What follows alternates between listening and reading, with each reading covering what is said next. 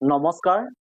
আপোনালোকে দেখিছে যে সমগ্ৰ অসমবাসী ৰাজীৱ শদিয়া ককাইদেউৰ মৃত্যুত মৰ্মাহত হৈছে, দুখ প্ৰকাশ কৰিছে।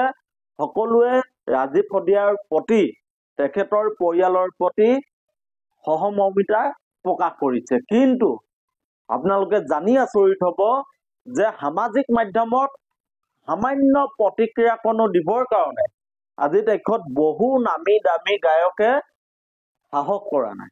কাৰণ ৰাজীৱ শদিয়া ককাইদেউক তেখেতলোকে জীয়াই থাকোঁতে তেখেতলোকে ৰাজীৱ শদিয়া ককাইদেৱে যি জাতি মাতি আৰু মানুহৰ বাবে যি গান গাইছিল, এই গানসমূহক বা ৰাজীৱ শদিয়াৰ কণ্ঠত যি শব্দ প্ৰতিধ্বনিত হৈছিল, তাক তেখেতলোকে সহজে ল'ব পৰা নাছিল। আৰু আপোনালোকে জানে যে ৰাজীৱ শদিয়া ককাইদেউ নিজা গাড়ী নাছিল, যাৰ বাবে ৰাজীৱ শদিয়া ককাইদেৱে গুৱাহাটীলৈ গাড়ীত গৈ তেখেতে প্ৰগ্ৰেম কৰিব পৰা নাছিল, গুৱাহাটীত থাকি ল'ব পৰা নাছিল।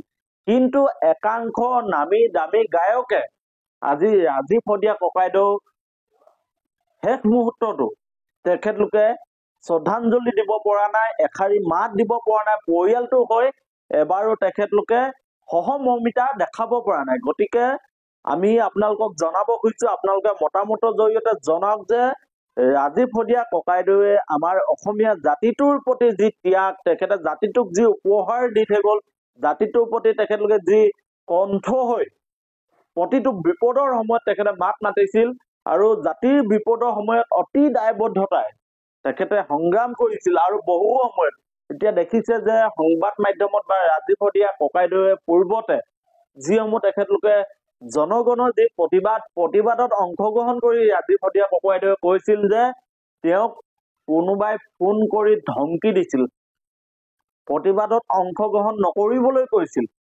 আৰু ৰাজীৱ শদিয়া ককাইদেউ ইমানেই স্পষ্টবাদী যে তেওঁ সকলো কথা ৰাইজক কৈ গৈছিল, ৰাইজৰ বাবে তেখেতে দায়বদ্ধতাৰে সংগ্ৰাম কৰি গৈছিল। তেখেতৰ কণ্ঠত এনেকুৱা কিছুমান শব্দ প্ৰতিধ্বনিত হৈছিল, যি শব্দই সমাজৰ যিসমূহ দুৰ্নীতি বা সমাজৰ প্ৰতি যিবোৰ ভাবুকি স্বৰূপ তেখেতলোকৰ বুকু বিন্ধি গৈছিল।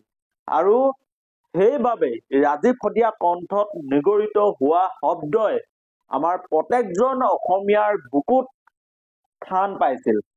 আৰু সেই ৰাজীৱ শদিয়াৰ ককাইদেউ শেষ মুহূৰ্তত যি শেষ যাত্ৰাৰ সময়ত হাজাৰ হাজাৰ মানুহে তেওঁক সং দিছে, তেওঁ সহযোগী হৈছে, পৰিয়ালটোক সহায় সহযোগ কৰিবলৈ বিভিন্নজন আগবাঢ়ি আহিছে।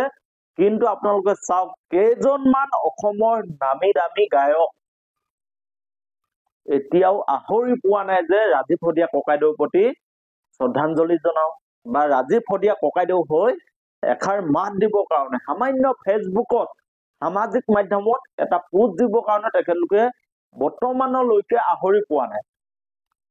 সমগ্ৰ অসমত বনজুৰিৰ দৰে ৰাজীৱ শদিয়া ককাইদেউৰ মৃত্যুৰ খবৰে গ্ৰাস কৰি পেলাইছে। কিন্তু এতিয়ালৈকে টোপনি মাৰি আছে অসমৰ কেইজনমান নামী দামী গায়ক, যিসকলে বৰ্তমানেও জাতি মাতি আৰু মানুহৰ বাবে গান গোৱা, সাধাৰণ মানুহৰ দৰে থাকি ভাল পোৱা ৰাজীৱ শদিয়া ককাইদেউক সহজতে ল'ব পৰা নাছিল, যিসকলে ৰাজীৱ শদিয়া ককাইদেউক হিংসা কৰিছিল।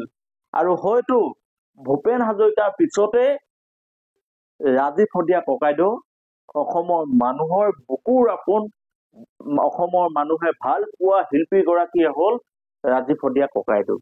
গতিকে আপোনালোকৰ মতামতসমূহ জনাব। ৰাজীৱ শদিয়া ককাইদেউ যি দুৰ্ভগীয়া পৰিয়ালটো, আমি পৰিয়ালটোক সকলোৱে সহায় কৰিব লাগিব। ৰাজীৱ শদিয়া ককাইদেউ এটি 7 বছৰীয়া শিশু আছে, শিশুটিকো আমি অসমৰ মানুহে সহায় কৰিব লাগিব, অনাগতৰ ভৱিষ্যতৰ কথা আমি চিন্তা কৰিব লাগিব। আৰু ৰাজীৱ শদিয়া ককাইদেৱে অসমৰ মানুহক যি উপহাৰ দি থৈ গ'ল, তেওঁৰ শব্দৰ প্ৰতিধ্বনিয়ে আমাৰ অসমীয়া মানুহৰ হৃদয়ত যি ধৰণে বসবাস কৰিছে, ঠিক তেনেকৈ আমি ৰাজীৱ শদিয়া ককাইদেউক আজীৱন আমি জীয়াই ৰাখিব লাগিব, তেখেতক আমি অমৰ কৰি ৰাখিব লাগিব। তেখেতে অসমীয়া জাতিক যি দি গ'ল, অসমীয়া জাতিয়ে যদি তাক পাহৰি যাওঁ, তেতিয়াহ'লে আমি ভাবো অসমীয়া জাতিৰ কোনো ভৱিষ্যত নাথাকিব। গতিকে যিসকলে বৰ্তমানেও ৰাজীৱ শদিয়া ককাইদেউক বুজি পোৱা নাই, ৰাজীৱ শদিয়া গানৰ যি চিন্তা, তেখেতে গানেৰে যি ধৰণে দুখীয়া মানুহৰ বাবে সংগ্ৰাম কৰিছিল, অসমীয়া জাতিটোৰ বাবে সংগ্ৰাম কৰিছিল, অসমীয়া জাতিৰ অস্তিত্ব ৰক্ষাৰ কথাবোৰ কৈছিল, এই কথাবোৰ যদি আজিও আমি বুজি উঠা নাই, তেতিয়াহ'লে